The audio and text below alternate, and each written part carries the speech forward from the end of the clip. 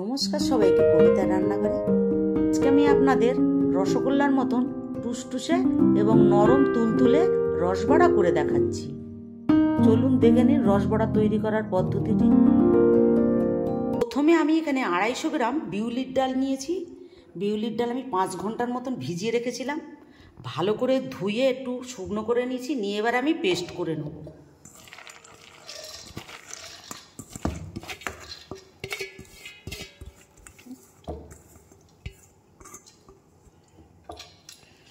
আমি এতে সামান্য জল দেব।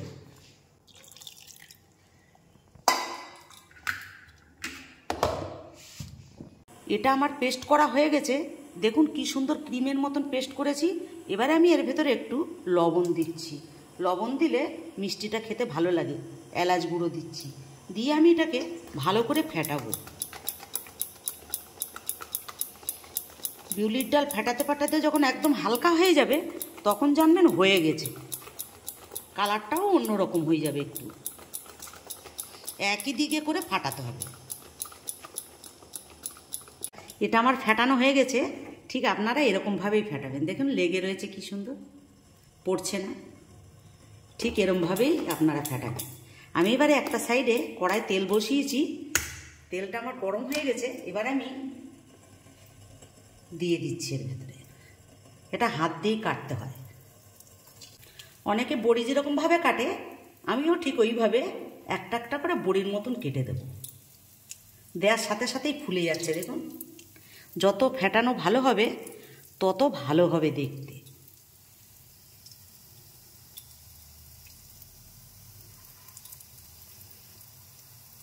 একদম টুপ টুপ করে ফুলে উঠছে।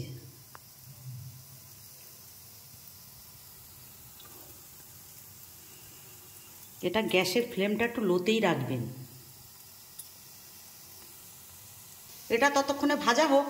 আমি একটা সাইডে এবার শিরা করে নিচ্ছি। এখানে আমি 250 গ্রামের মতন জল দিয়েছি।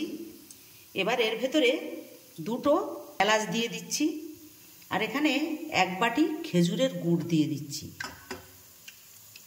খেজুরের গুড় দিলে খেতে খুব ভালো লাগে। এটা আমার 2 মিনিটের মতন ফুটবে। 2 মিনিট হয়ে গেছে। শিরাটা আমার তৈরি করা হয়ে গেছে। এবারে আমি নামিয়ে দিচ্ছি। আপনারা শিরাটা পাতলাই করবেন, বেশি মোটা করবেন না। এগুলি আমার ভাজা হয়ে গেছে। এবারে আমি এগুলি তুলে নিচ্ছি। দেখুন আপনারা এরকমভাবেই ভাজবেন। আমি একেবারেই রসে দিয়ে দিচ্ছি। এইভাবে আমি সবকটি ভেজে নেব।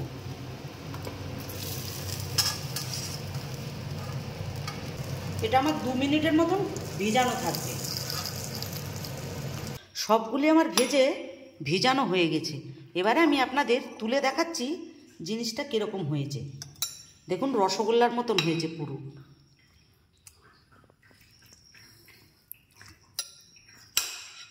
আর ফুলের টুসটুসে হয়ে গেছে।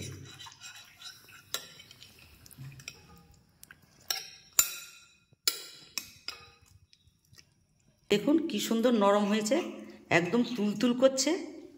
আর রসগোল্লার মতন রসও ঢুকে আছে ভেতরে। দেখুন আপনারা এরকমভাবে রসবড়া করে খেয়ে দেখবেন। ভালো লাগলে অবশ্যই আমার চ্যানেলটিকে লাইক, শেয়ার, সাবস্ক্রাইব করবেন।